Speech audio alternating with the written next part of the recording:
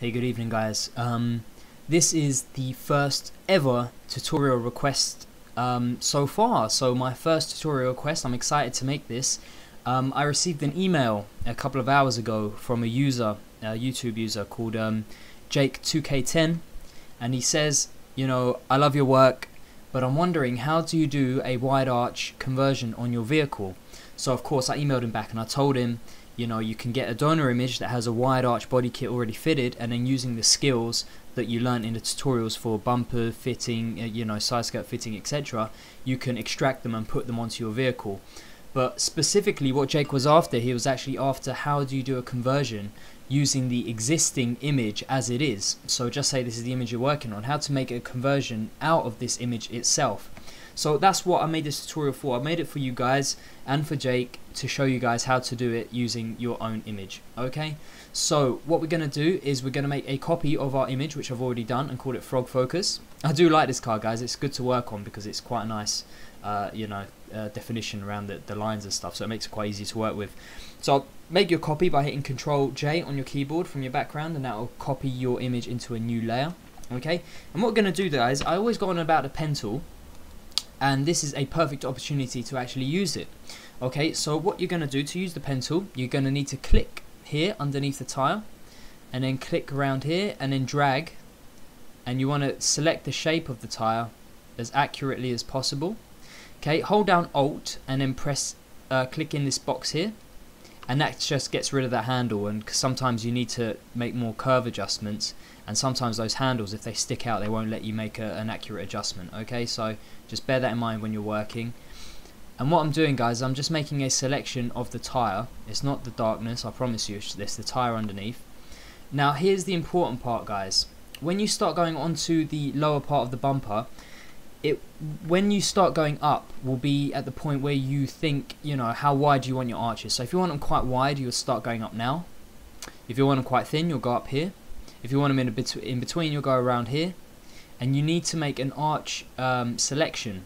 Okay, what I'm going to do is I'm just going to follow the contour of this arch here to give it a subtle wide arch effect. But again, guys, depending on how wide you want to go, start going up here or earlier or later, whenever you want. Okay, so I'm going to start coming up to this point here, and remember, curve it all around, guys, because it's an arch that you're making, so any straight lines, it's going to look a bit strange. Okay, here I'm following the contour, as you can see.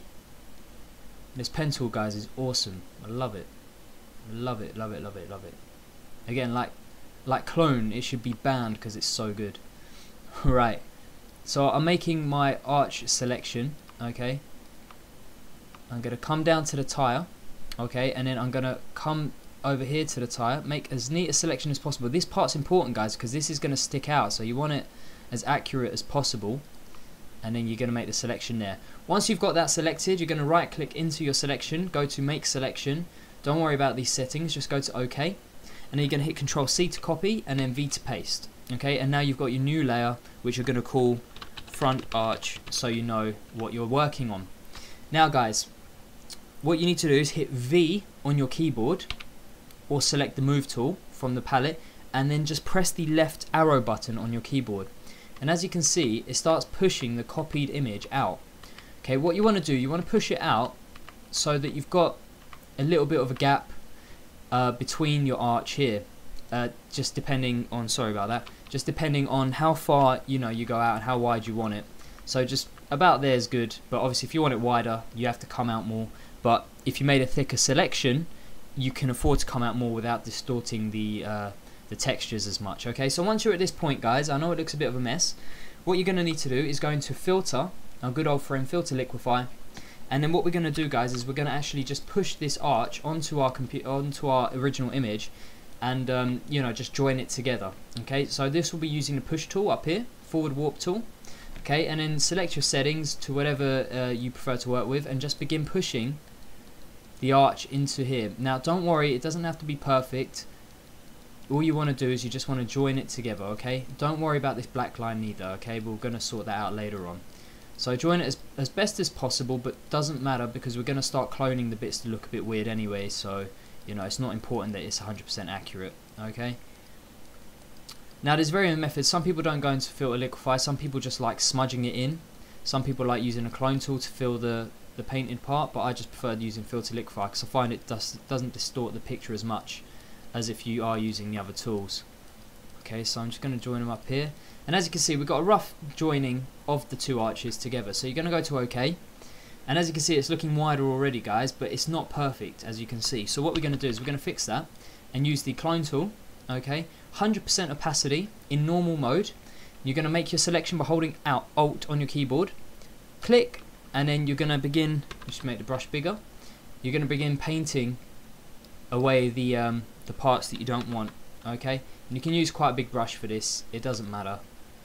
Keep making selections of areas that you're cloning from, because like I said, that little crosshair that appears, if that goes over the tyre when you're painting, then it's going to clone the tyre. So you want to keep making different selections and taking samples from different areas of the picture to give it a more realistic look. Okay, this bit we're going to need to just be a bit careful and match it up there.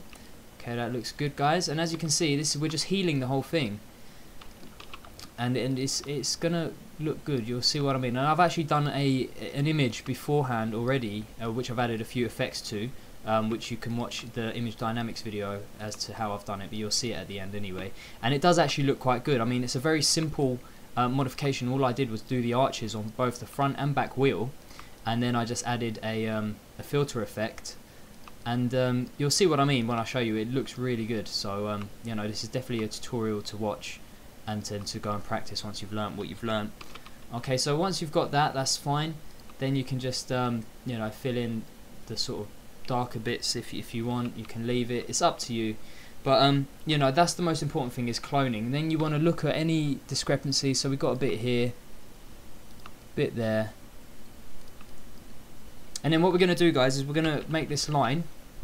Okay, and the way to do this is you're going to hold down Alt, select the middle of the line, move across, just click once, hold down Alt, select again, click once, and then just keep doing that just to create the body's line where it joins to the actual car itself. Okay, so just do that, and there you have a wider arch. And as you can see, that's a very good look. It just looks like it's the way the car was normally. So as you can see, we've got an arch extension. And to be honest, it does look like it needs to be lowered to look good, which is what I've done on my other image, which I'll show you. But as you can see, the arch slopes down.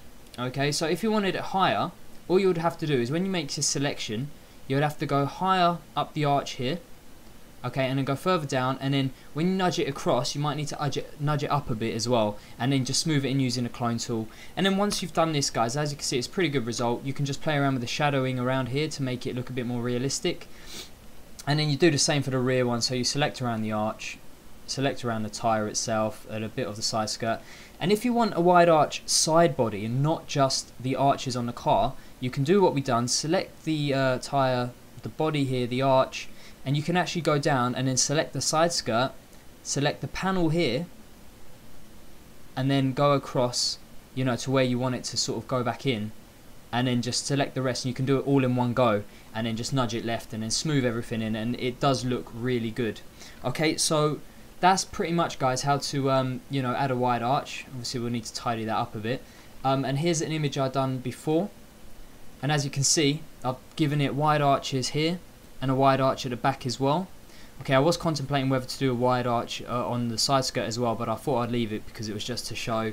I've put in 2 lens flares, okay, and then what I've done is I've actually added a multiply filter effect here, which was multiply here. Okay, so you know, that's pretty much wide arches, guys. I hope that's helped you, Jake. I hope that's what you're after. Play around with it, show me what you get. It'll be good to see your work. And again, guys, you know, like I say, if I can do any tutorial requests for you guys, I'll be happy to get them up. So you know, I do enjoy doing this work, and it's a learning curve for me because sometimes I have to sort of think about things when I do them. So you know, it just refreshes my knowledge within Photoshop as well. So questions and comments as always. If you like my videos, please subscribe. Check out www.modified.tv, and new friends that I've met through YouTube, and their website's pretty cool. Go and check it out. And that's it, guys. So I'll see you on the next tutorial. Thank you.